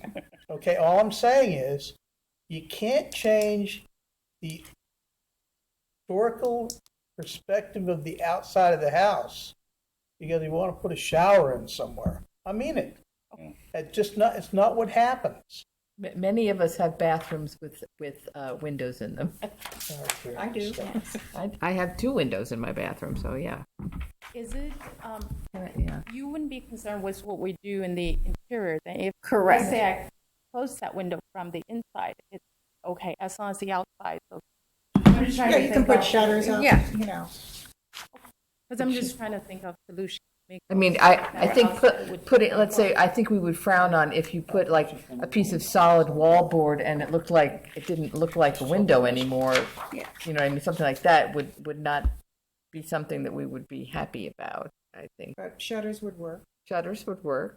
Okay. You can put frosted glass so that someone can't see in. I mean, there are actually some options there. I think. Frosted glass would be okay? Yeah. Mhm. Sure. Absolutely. Absolutely. Okay. Okay, so, Or just the bathroom. Just the not the whole house. Right. Right. Right. And definitely not shorter. I mean, the top windows also, okay. The top windows also same profile, same form, not shorter, not, can't change the sizes. okay. So I get everything has to be the same size, same, I guess, pattern, like grid. Proportion, yeah, just as it is, And then- as it was originally. But different material is okay. And then if we close that door, we can make a window that looks exactly like the window that's there. My question, you're closing the door. Where's the entrance to the house going to be? Oh, there's actually an To the- entrance that makes Is that on the perfect left? sense. Yeah. Yeah. From where it goes. So you in. won't have a front entrance, you'll have an entrance over here? Yeah, because that right now the front entrance really there's no path even leading to it. It doesn't really make any sense, but it's there.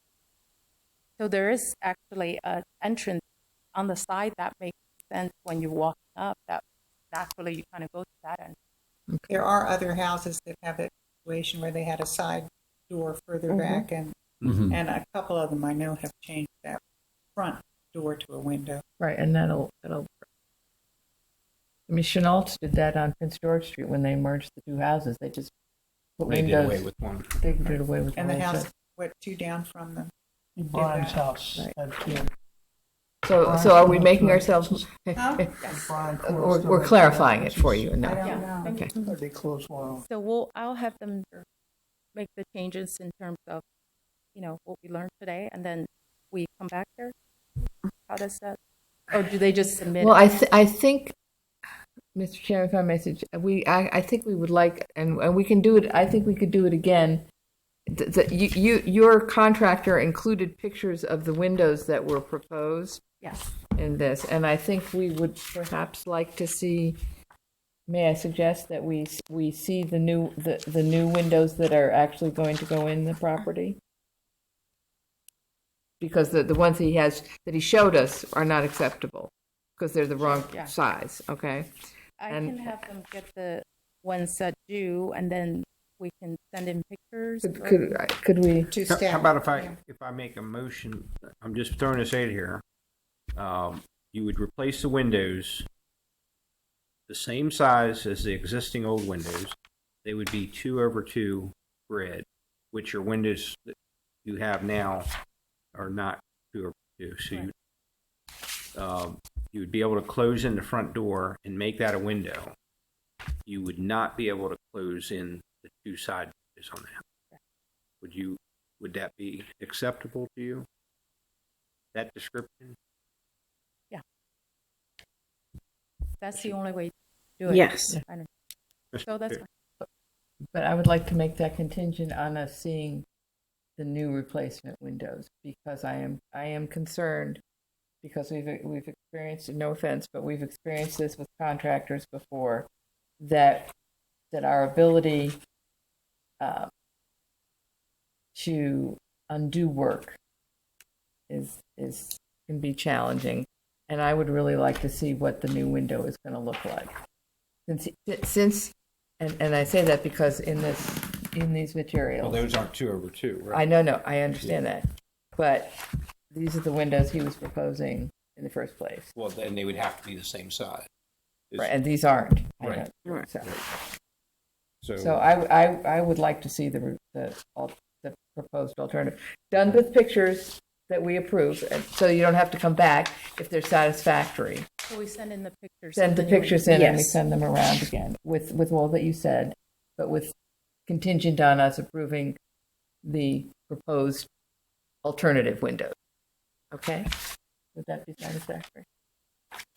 Propose it. We'll find out if it's satisfactory. All right, Mr. Chairman, I would like to make a motion for HTC 098-2019 that they would be able to replace the windows with the vinyl white. They would be 2/2 windows. The size of the windows would have to conform with the old sizes of the windows on the existing house. With a amendment that you would have to send in a sample of the windows that you're going to propose to put in there, and they would have to be approved by the commission, and we could do that by not meeting. Secondly, I make a motion that you would be able to enclose the front door and make that a window to match the existing window to the left of that. And third, you would not be able to close in the windows on the second level of the left side of the house. You'd have to remain, those windows would have to remain the existing size they are. You could replace the windows with the proposed windows once they're approved. I'll second that. Okay, Brooke, we have a motion to approve from Mr. Clacoon, a second by Ms. McSeany. Mr. Clacoon? Yes. Ms. McSeany? Yes. Councilmember Les? For a vote, Robert, let me just ask a question. Who's doing the inspection on the plumbing in this house? Does they have a plumbing permit? I think it's WSSC that does it. Yeah. Okay. One of the difficulties with this house is to use what's called a common stack. You should remember that from school. Common stack is a sewer, and the vents all runs up a single line.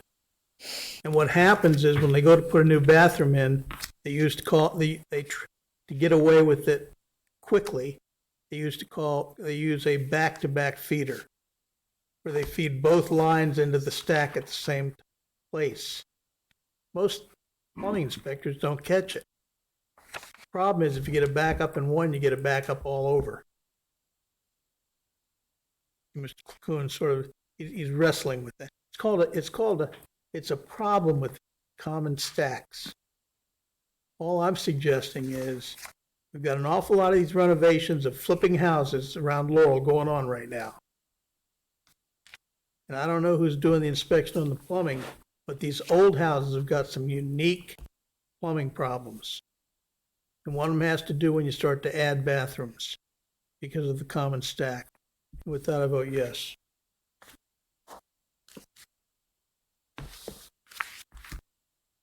Ms. Lubinecki? Yes. Ms. Frazier? Yes. Chairman Hayes? Yes. Motion carries. Hey, thank you very much. Thank you. Appreciate it. Mm-hmm. Mm-hmm. Okay. Continuing. Agenda item number 7.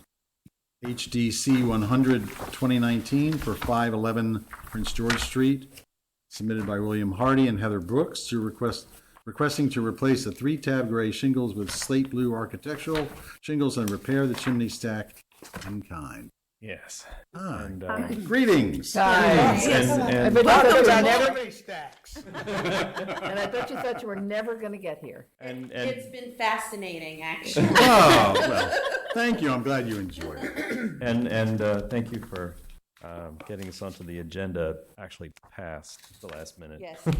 Congratulations on buying the house. Yeah. Thank you. It's a neat house. Yeah, our insurance company was very insistent that we get to the roof repairs in a timely manner. So 60 days they gave us. Yeah. And Wow. we were past the date and so kindly spoke to you all, and you all rushed and got us on, so we appreciate that. Yeah. Great. So, yes, we have a very old house sitting on Prince George Street, right at Bashir Street, and we're very pleased to be there. And we wanted to get to the roof right away. And one of the things about the roof, as it currently is that it, the gray color of it really looks more like it's weathered to that color, like it was perhaps originally darker than it is now. And we wanted to bring it a little darker and a little bluer or cooler because we hope to actually bring the house more towards its historic appearance. I intend to become a member of the Historical Society and Excellent. Fantastic. look for as many older photographs of the house as I can find. We would like to, there are concrete features of the landscaping that we would like to see replaced with stone, things like Cobblestone, a bluer on the bluer side. Mhm. So just the kind of, the house is very harsh looking. Do you know? We'd kind of like to soften it a little bit. We'd like to get rid of that impervious driveway that's crumbling at some point.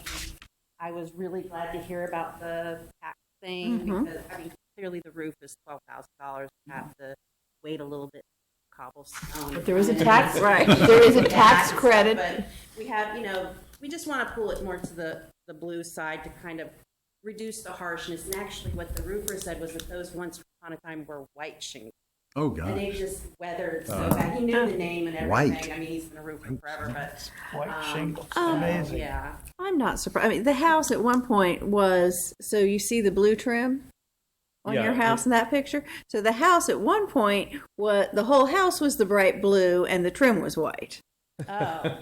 Oh. So That's interesting. I it really live, does look blue in that photo, doesn't it? Is that? No, That's blue. That's an older- That's an older picture. Yes, So it the- is. The color on it right Yeah, it's now gray. is bluish gray. right, no, but I just thought you might like to know Yes, that that's the whole fascinating. thing used to be bright blue. And I live in the first townhouse, sort of catty corner from you. We okay. haven't met, so. You've got 3 people on your street up there in the podium. Oh, okay, Oh, yeah. Cool. The neighbors, I mean, everybody's been wonderful. We met a bunch of them on inspection day. We hadn't even bought the house yet. And then word got back to Kevin Allen, who was the owner, and they said, "Oh, well, we really like them, so we hope it works out." So it's been the neighbors have been wonderful. We couldn't be happier. We just came from Greenbelt, which I love too. But I used to live there. Yeah, Greenbelt's great. Yeah. How old? Do you know the age of the house? 195 years old. It was. So that Excuse me. you know before. Excuse me. Yeah. I was going to say before you think about putting lots of It's not. That's, Victorian features. It's likely that it's actually not a Victorian. He was on the house tour, I don't know, maybe 3 tours ago. Yeah. And I did the research for the house tour. Oh. And we got it. It's not that old. It's old, but it's not that old. Well, the oldest map I've seen so far has been good. 1879, and it was definitely on that one. More. That's what was on our sales. That's pretty close. Yeah, that's pretty close. Yeah, That's pretty I mean, 1825 was on our sales. 1825 is actually on our the records records. from the insurance. That may have been the property. Okay. Yeah.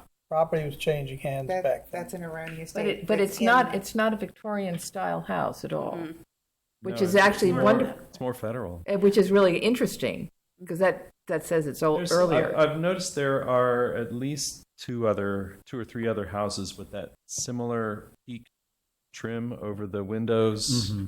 Not the broken Right. one over the door, but that yeah. very shallow peak Yeah. over the window trim. I've seen a few other houses like that. I don't think on our right on our little. There's one No. at 6th and Montgomery, I think, and Yeah, there's because another Prince one. George Street didn't even go in till 70s, I think. Okay. Anyhow, I have your email address. If I can find that research, I'll send it. Oh, that would be great. That'd be great. That- He's Also- dying to do all kinds of research. Excellent. I see that you're going to have the chimney stack repaired, mortared. We would like to have it repaired or replaced. The inspection said that it was getting a lot of water. It's covered in tar. It has some remnants of poor repairs to it. It's coated with Put a some new top piece on, put a new stack collar on it, I assume. Is that what it said they should do? It's admitting too much moisture. It Right. definitely at the least needs to be repointed and re-topped. Mm-hmm. You'd be very careful of the mortar if you're repointing. Mm-hmm. The modern mortar, the Portland cement, will crack the brick in the winter.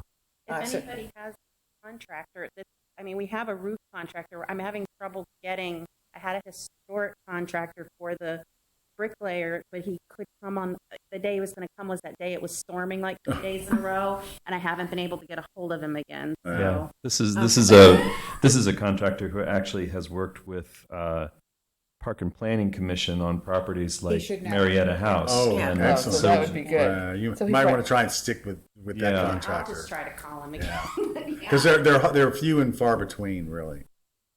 Maybe that's why he's not. It's hard to get a hold of him. So it's Nice like- guy, but he's hard to get a I hold of. think they're all busy.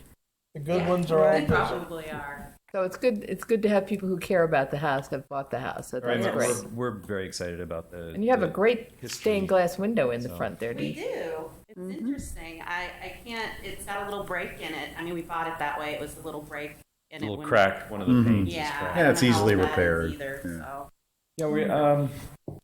Yeah, from the outset, when we were first looking at this house, we were thinking, what is that little window for? Was this the paymaster's house? Was he handing out money to the mill workers or It could have just been an accent piece. Yeah. But then we also wondered maybe if that wasn't the original size of the window.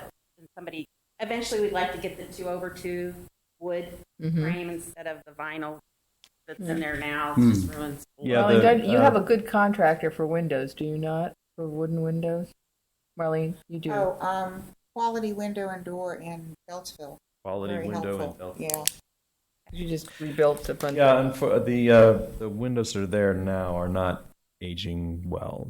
We're going to have to replace them anyway, so we just want to get the grid ones and, of course, here. And I'm sure you'll be very happy. Go through the to hear we process. wanna get the 2/2s instead of the double hung vinyl that are there now. So. That's why we'd like to see wherever we can photos or descriptions of what the house used to look like, so that we Okay. can, try and pull it back toward that. When you do the roof, are you going to do anything with the gutters and downspouts, or Yes, just they definitely need some work. There's some incorrect. Some of them are at the wrong angle. Some of them don't connect to each other the way they should. Some of the fascia boards have been showing some deterioration. But so- your We're going to hang new gutters. It's going to get new gutters. okay, because that wasn't part of your application. No. Not. We're not. We're repairing the old gutters. We are not replacing the gutters at this point. Oh, We're okay. going to realign and if need be, connect them so that they drain properly. But you don't need Some approval? of the corners are like, I don't know, they're not connect. We're going to have to put new pieces that connect because they weren't cut properly. They're kind of like mismatched, not aligning, and so that's going to need. Do we have to come in and get approval for that too? At this point, we're just adjusting. Okay. If we decide we need to replace gutters, that would be a separate step. Okay. Can I make a suggestion that you may Sure. want to, if you have a design that you want to put up, you may want to ask for approval for that. I don't know if we could do it tonight because you probably don't have any samples, but when they start ripping the roof off, you may have rot. You may have rot in the facer. And usually the roofers account for that.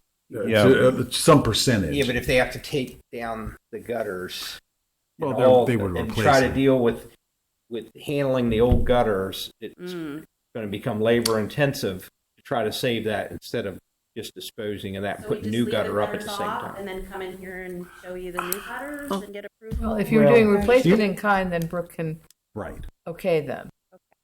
If you have looked just quickly at your gutters and said, gee, we'd rather put half rounds in or something like that, then we could probably say you could do up to 6-inch half rounds which is an appropriate for our community. Okay. And fold that in so that if you needed to do that. Okay.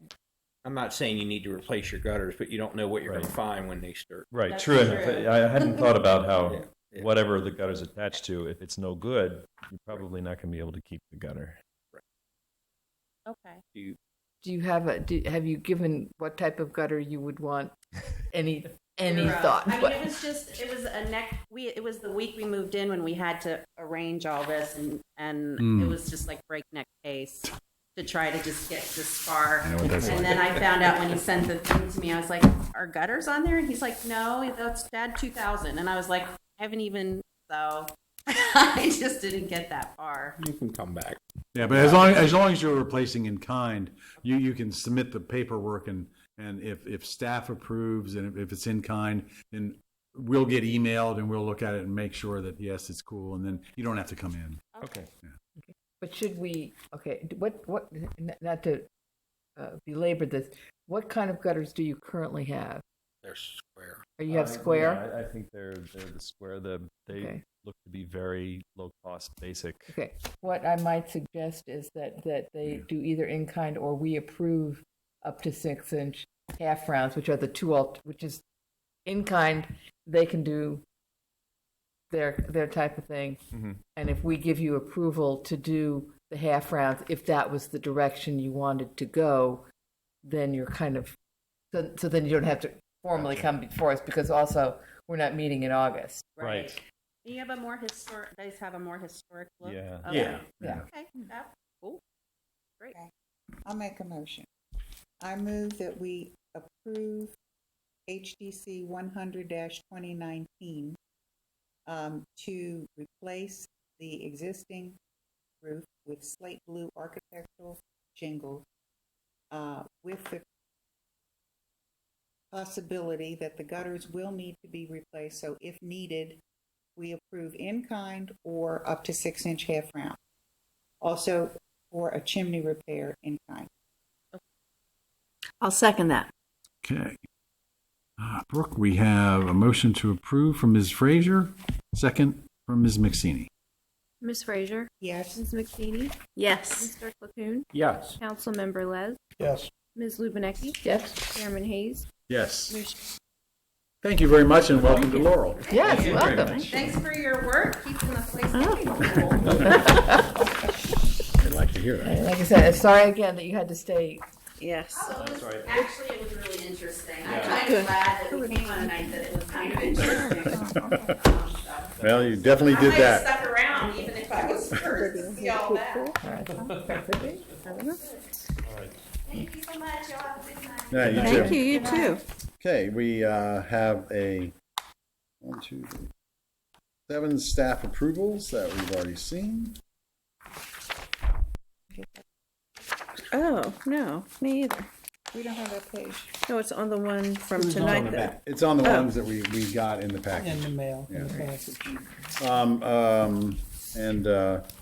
Agenda item number 8, new business. We will be discussing briefly the discussion on staff approvals using the approved color list. So, have at. We just wanted to feel you guys out on the approved colors list. And say, for instance, somebody wants to repaint their shutters from like a yellow to a green, but it's exactly what is on the list. Is it something that we could staff approve? I mean, you guys see them anyway, so. But you're asking if it's okay for staff to approve one of these colors for something? Yeah. Yeah. So Okay, just because I couldn't hear you very well. yeah. So if somebody actually says, "I want Covington blue," and then because it's on the list, it's a staff approval, and we can accept that or not. Right, even if it's a change from the Yeah. current color, which is Right. yeah. Yeah. You know. As opposed to, but not the grape colors, which I don't. And yeah, trust you've that- X'd off the ones that that are that we would say, a little bit offensive.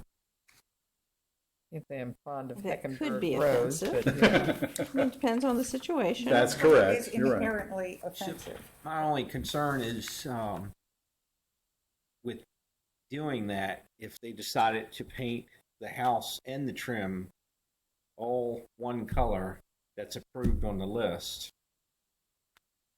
To that have a would probably be monochromatic something that house. the commission would approve, but if it was on the list, then the staff could approve it and sort of take it out of our hands. Well, Not saying that would Staff happen. has been sending us emails Right, and that's explaining what has been Right, requested. right. Yeah. Right, So we that see. would be the contingency there. So we that just would need to keep provide our for that. color charts close at hand. Right. Is actually what we would need to do. So, So yeah, you wouldn't necessarily staff approve it until. You guys see them anyway. that's right. We Right. see the staff approvals. Which I think is working quite well. I mean, Yes. Well, once it was approved and we said, no, we have issue with this one, Then it put it on the agenda, that Yeah. can happen? exactly. Okay. Got it. How does everyone feel about that? I'm good with that. Good I'm with good that. with that too, yes. We're good with that. We're good with that. Did we approve the signage on the canopy for the lawyers building on Main Street? Yes. Downs. We Down. did. It's Down. big. Housing company. Yes, it didn't quite turn out as Oh, I haven't seen it. it's big. Oh. It's really big. It's a little thicker. Is the letters thicker? Than? It's like Large. it's the least imaginative font I've seen recently anywhere. Oh. It's like it's How much Helvetica? was Arial font. It's an Arial. Well, it didn't look like it. We had told them to make it smaller, and I think it originally all the letters were going to be the same size, which is. I agree with you. In execution, The building it's not looked- what we want. looked better before the sign? Oh, it dear. did. That's my new business. Right. No, I actually agree with you, but we approved it, so it's like, yeah, but What were we thinking? what were we thinking? Well, the good news is it's not a permanent, you can always Right. change the canopy. Scott Whipple used to say don't worry about a paint color, worry about things like the windows that are changing sizes Yes, and exactly. things like Yeah. that. Oh, Christmas. Okay, any news about the little chickadee opening? The what? Lenny's Deli. Lenny's is now Oh. called the Little Chickadee. Yes, I it did is. not know that. I haven't gotten a UNO yet for that yet. Okay. Any other word on the Jamaican place or heaven forfend the faux place? Or the Vietnamese place. What's the Jamaican place? That's across the way. It's across. Yeah, that's Caribbean Breeze? Oh, yeah, I did see the sign. But the sign is not there. I mean, they say, oh, coming soon, but they don't have what's coming. Oh. Do we have any idea what's going on in the old Warren Clinic? I think it's Mafia. I don't know. They've been working on it and, They've been doing some improvement. And there's a Jamaican place going into Tag, what used to be Tags, next to the old It's next Kentucky to Bank. next to the barber Is it gonna shop. be a I think that's the dialysis guy center? who's. No, That's the one you're talking No, about. it's between And I meant to ask Tampico Bill and Warren the, still in the trust. I call it the bank building, but It's in a trust. it was an, It has the a poor thing very was once a strange nice little restaurant called Tags, and What, it they hasn't bought been it? uphill in a long time. It was supposed to. Is it still the But trust? we should be happy to know that if you all recall the brick Well, I saw guys Bill- with the Because Bill retired, the front fully retired. brick fence that we had a long discussion with them about. Was this the rooftop? 507. I think you're talking about 507B Montgomery. Right, they, That's all. and they took the whole thing down and Oh, and it rebuilt took the whole forever. thing. Gotten poison ivy, I mean, I talked to them. It's like poison ivy. Yeah, I saw that. They My have, understanding, had bought it they've done a and nice sell it. job, they've worked for, That was the Whoever right new thing to owners do. were, it would was, sell it. in the long run. Definitely. Arm's length, Yeah. So- It- non-arm's length transfer, Yeah. these last transfer. Motion to adjourn. Mr. Chair? I I'll move. ask Larry. So moved. Excellent. Hey, Robert.